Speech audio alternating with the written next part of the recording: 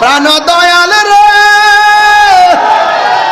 আর পরীক্ষার সময় নাই, কর জোরে ক্ষমা চাই, শেষের খেয়া না নিলায় আমারে, আমার দিন কি এমনি যাবে, লোকে তোমায় কি বলিবে, এই দুঃখ রইল তাহিরির অন্তরে, প্রাণ দয়াল রে, ধরে সন্ধ্যা হইল ডাক দিলে না মুরে, ধরে সন্ধ্যা হইল ডাক দিলে না মুরে, প্রাণ দয়াল রে, সন্ধ্যা হইল ডাক দিলে না মুরে।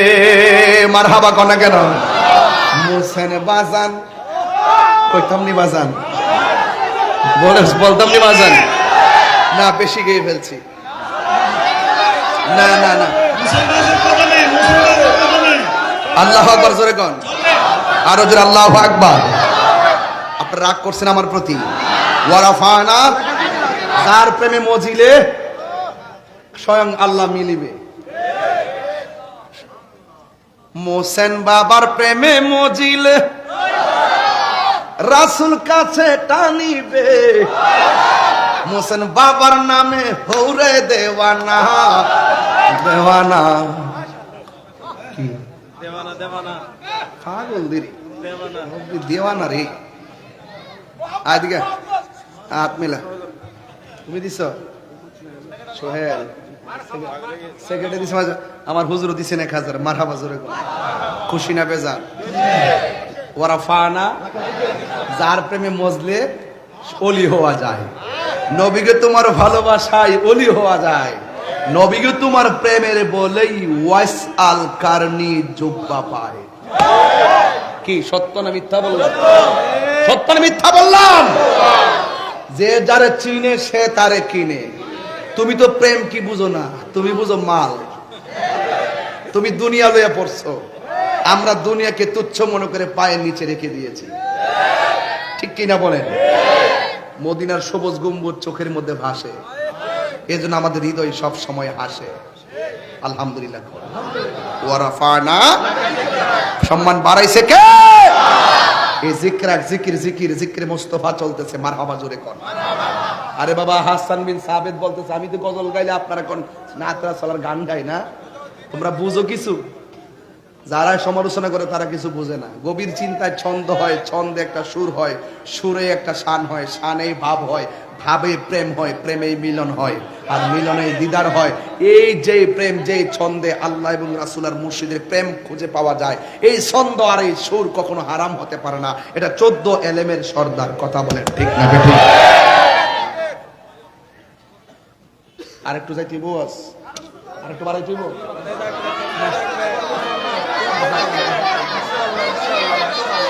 আর মাথা না না না, ওই যে 10:30, আরো 2 ঘন্টা। ঠিক আছে ঠিক আছে। উসমান একটা বিবেক সম্পন্ন কথা বলছে যে আরো 2 ঘন্টা। যদি আমি 10 মিনিট পরে না পারি তাহলে ওনাকে বসাই দেওয়া যাবে, কারণ ইমামের পিছনে ওই লোকটাই থাকবে যিনি ইমাম গেলে নামাজ পড়াইতে হয়। তুমি রেডি থাকো, মারহাবা জোরে বলেন। আমরা নবীর শান গাইলে মনের মধ্যে শান্তি লাগে, লাগে কি লাগে না? ভাইরা আমার, রাসূলের পাককে ভালোবাসেন সাহাবায়ে কেরাম। ওই যে আমি যে ওয়াজের শুরুতে বলছিলাম, জন্ম আমার নবীর যুগে হলে কেমন হতো। ওরা সাহাবায়ে কেরাম নবীরে ভালোবাসেন। কেমন ভালোবাসেন? জীবনটা দিয়া ভালোবাসেন। সাহাবীর চোখ পড়ে গেছে, রাসূল জিজ্ঞাসা, চোখ চাও না জান্নাত চাও? সাহাবী কই, নবী গো আমি চোখ চাই। রাসূল জিজ্ঞাসা, এ সাহাবী, দুনিয়ার সব জান্নাতের পাগল, তুমি চোখ চাইলে কারণটা কি? আয় এদিকে আয়। রাসূলের পাক এইভাবে হাতের মধ্যে চোখটা নিয়ে রাসূলের পাকে থুতু মোবারক দিয়ে চতুর্পাশে লাগিয়ে ঝুলন্ত চোখ 2টা নিয়ে এভাবে বসাইয়া দিলেন। সাহাবী বলতেছে, ইয়া রাসূলুল্লাহ, চোখ তো আগের চাইতে আরো বেশি ভালো হয়ে গেছে। আল্লাহর হাবিব জিজ্ঞাসা করে, সাহাবী রে, তুমি চোখ চাইলা জান্নাত চাইলা না, কারণটা কি? সাহাবী ডাক দিয়ে, ইয়া রাসূলুল্লাহ, যেই সাহাবী আপনার পিছনে নামাজ পড়ে, যেই সাহাবী আপনার সঙ্গে ইতিকাফ করে, যেই সাহাবী আপনার সঙ্গে ইফতার খায়, যেই সাহাবী আপনার নেতৃত্বে যুদ্ধের মাঠে আসে, যেই সাহাবী আপনার পক্ষে তাইকা চোখের কুরবানি দেয়, ওই সাহাবীর চোখ যদি আপনি নবী মায়া করে লাগাই দেন, আমি জান্নাত চাওয়া লাগবে কেন? জান্নাত তো আমার জন্য পাগলই হয়ে যাবে। আপনাকে পেলে চলবে, রাসূল গো ওই জান্নাত দরকার নাই যে জান্নাতে আপনি নাই। আপনি যেখানে আছেন সেখানে আমি থাকতে চাই। জোরে কথা সুবহানাল্লাহ। এটার নাম হলো রাসূল পাকের সম্মান। দেখছেন এই থুতু মুবারক, আপনার থুতু যদি আপনার স্ত্রী দেখে বলবে যে দুর্গন্ধ, এইদিকে যাও ওইদিকে যাও ওইদিকে যাও, আপনার বন্ধু বলবে যে ওইদিকে যাও ওইদিকে যাও ওইদিকে যাও। আর রাসূল পাকের থুতু মুবারক সাহাবায়ে কেরাম যখন দেখতেন রাসূল ওযু করতেছেন, এদিকে তাকান, রাসূল ওযু করতেছেন, ওই মুহূর্তে সাহাবায়ে কেরাম বলতেন ইয়া রাসূলুল্লাহ আপনি একটু ওযুর পানির সাথে কাশ মুবারকটা ফেলবেন। সাহাবায়ে কেরাম কাশ মুবারকটা হাতে নিতেন, নিয়ে চেহারার মধ্যে মালিশ করতেন। সাহাবায়ে কেরাম যখন রাস্তা দিয়ে হাঁটতো, ওই চেহারার মধ্যে রাসূল পাকের থুতু মুবারকের বদৌলতে মেশক আম্বরের ঘ্রাণ লাগতো। ওয়ারাফানা, রাসূল পাকের থুতুর মূল্য আছে না নাই?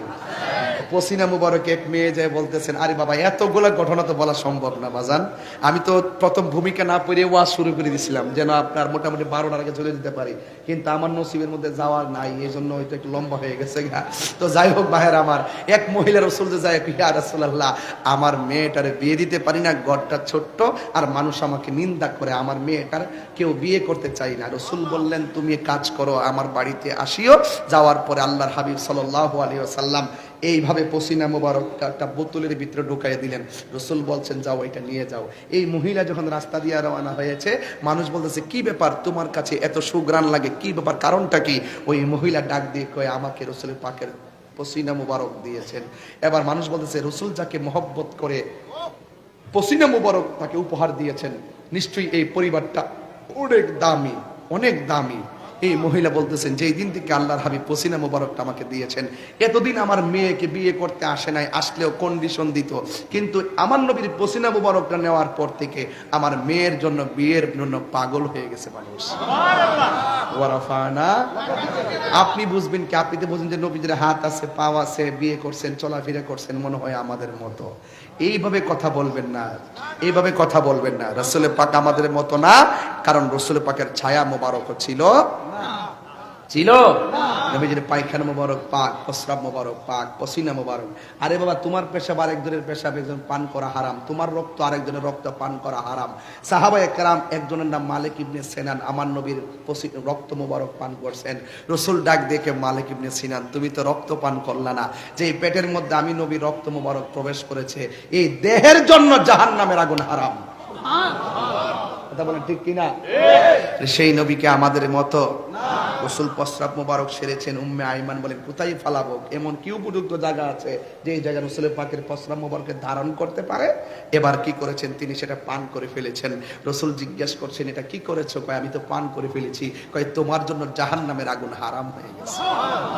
রাসূল যখন মেরাজে গিয়েছেন, দুনিয়ার জমিনে কদম মোবারক রেখেছেন, রাসূলের কপাল মোবারক থেকে একটা পসিনা মোবারকের ফোঁটা পড়েছেন, ওই ফোঁটা থেকে আল্লাহ একটা গাছ বানিয়েছেন, গাছ থেকে ফুল তৈরি করেছেন, ওই গোলাপ গাছ, এই ফুলটার নাম গোলাপ ফুল। এই জন্য একটা কবিরাজি শিখাই দিয়ে যায়, যদি কাহারো চোখ লাল হয়ে যায়, চোখের পাওয়ার সমস্যা হয়, কিংবা জাপসা জাপসা দেখেন, এই গোলাপ ফুলটা পানির মধ্যে ভিজাইয়া ওই পানিটা চোখের মধ্যে এইভাবে দিবেন সকাল সন্ধ্যায়, ওই রাসূল পাকের পসিনা মুবারকের বদৌলতার বরকতে আপনার চোখের জ্যোতি ফিরে আসবে ইনশাআল্লাহ। মারহাবা, জোরে বলেন না।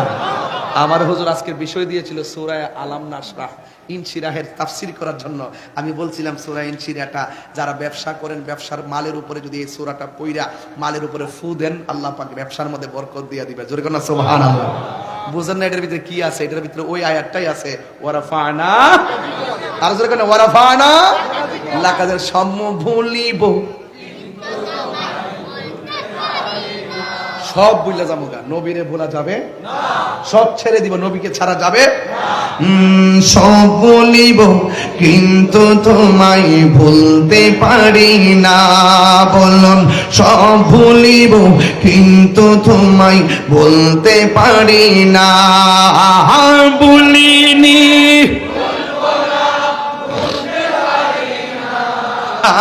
ভুলিনি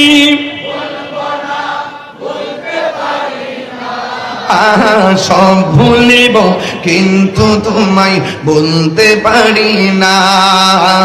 সোনার মদিনা আমার প্রাণের মদিনা, সোনার মদিনা সব ভুলিব কিন্তু তোমায় বলতে পারি না। সব ভুলিব কিন্তু তোমায় বলতে পারি না। জান্নাতের বাগানে তোমায় নবী বলেছে, খাকেছে পারদিগারি তোমায় করেছে। জান্নাতের বাগানে তোমায় নবী বলেছে, খাকেছে পারদিগারি তোমায় করেছে। ওরে তোমারই বুকে প্রবাহিত নূরের ঝরনা, তোমারই বুকে প্রবাহিত নূরের ঝরনা। সব ভুলিব কিন্তু তোমায় বলতে পারি না। সব ভুলিব কিন্তু তোমায় বলতে পারি না। ভুলিনি মাশাআল্লাহ, ভুলিনি বলতে পারি না। সব ভুলিব কিন্তু তোমায় বলতে পারি না। সব ভুলিব কিন্তু তোমায় বলতে পারি না। তোমার বুকে আমার নবীর কদম পড়েছে, তোমার বুকে জিবরিল আমিন সদা এসেছে। তোমার বুকে আমার নবীর কদম পড়েছে, তোমার বুকে জিবরিল আমিন সদা এসেছে। তোমার বুকে শুয়ে আছে শাহে মদিনা, তোমার বুকে শুয়ে আছে শাহে মদিনা। সব ভুলিব কিন্তু তোমায় ভুলতে পারি না। সব ভুলিব কিন্তু তোমায় ভুলতে পারি না। মারহাবা বাবা জান। 4টা দিন পরে রমজান, কথা কোন ঠিক কিনা? হ্যাঁ, একটু পরে বলি, একটু গোসাই নেই বাবা। আনোয়ারের মানুষ অনেক নবী বান্ধব মানুষ। আনোয়ারের মানুষ অলি বান্ধব মানুষ। আনোয়ারবাসী এত ধন্য, তাদের মধ্যে আল্লাহর ওলি মোহসেনা হলিয়া বাবা সিংহাসন সাজায় শুয়ে শুয়ে আছে। মারহাবা বলেছে কেন? আহা আল্লাহ। আমার চন্দনাশ তো আছে, মহেশকালী, বাঁশকালী, কর্ণফুলী, রৌজান, হাটহাজারি, কুতুবদিয়া, ফুটিয়া, পটিয়া, বাঁশকালী করেছি। মারহাবা জোরে কোন না কেন? আলহামদুলিল্লাহ। তবে যাই হোক, আমি যে কথাগুলো 1.5 ঘন্টায় বোঝানোর চেষ্টা করেছি, ওয়ারাফানা, নবীর প্রেমে যদি মজে যান, মরণের কালে রাসূল হাজির হয়ে যাবে। নবীর প্রেমে যদি ফানা হয়ে যান, কবরে যাওয়ার পর রাসূল আপনাকে হাত মুবারকে রিসিভ করবে। নবীর প্রেমে যদি দিওয়ানা হয়ে যান, হাসরের মাঠে রাসূল আমাদের জন্য সুপারিশ করবে। রাসূল সুপারিশ করার ক্ষমতা আছে না নাই? আর যদি আছে না নাই? নবীর সবচাইতে বড় মুজিজা হলো কোরআন। কথা বলেন ঠিক কিনা? যে কোরআনে কোনো সন্দেহ, আল্লাহ আমাদের সকলকে বোঝার তৌফিক দান করুক, আমিন কোন। আর জবানটা খুলে চিল্লায় কোন আমিন। আমি একটা স্লোগান দিব, আকাশ বাতাস মুখরিত করে বলবেন নারে তাকবীর। আপনার ঠোঁট লড়ে নাই, এটা দুঃখজনক। নাচ গাইতাম, এতক্ষণ কি গাইছি? আজকের ওয়াজে তো ওরা ফান লাগা জিকির চলতেছে। মারহাবা কোন? আল্লাহ আপনি কবুল করেন, আমিন কোন। বলেন একটু আওয়াজ হবে, নারে তাকবীর। এদিকে আওয়াজ কম হয়েছে। কি আপনাকে রাগ করছেন নাকি আবার? নারায়ে তাকবীর, নারায়ে রিসালাত, নারায়ে হায়দারি, নারায়ে গাউসিয়া, আহলে সুন্নাত ওয়াল জামাত। তুমি কে আমি কে, সুন্নি সুন্নি, নীরব না বিপ্লব, নীরব না বিপ্লব, দিয়েছি তো রক্ত।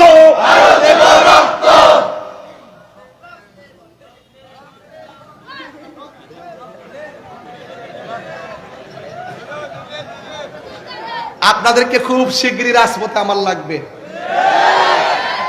গোটা সুন্নি জামাত এক হয়ে যাচ্ছে ইনশাল্লাহ।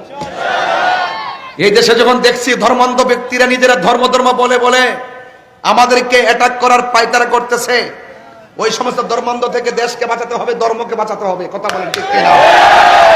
আমার সব এক হতে হবে। এতদিন খানকায় বসে বসে তসবিহ টিপছি, এখন খানকার তসবিহ বালিশের উপরে রেখে রাজপথে নামতে হবে। কথা বলেন ঠিক কিনা? যদি চট্টগ্রাম আপনাদেরকে ডাক দেওয়া হয়, প্রস্তুত আছেন তো ইনশাআল্লাহ? আমার একটা ইচ্ছা আছে, বাড়ি ব্রাহ্মণবাড়ি হইলে কি দিব, বাড়ি ব্রাহ্মণবাড়ি হলে কি হবে, আমার বিভাগ কিন্তু চট্টগ্রাম। তাহলে আমি চট্টগ্রামের মানুষ, আমাকে আপনারা দূরে ঠেলে দিচ্ছেন কেন?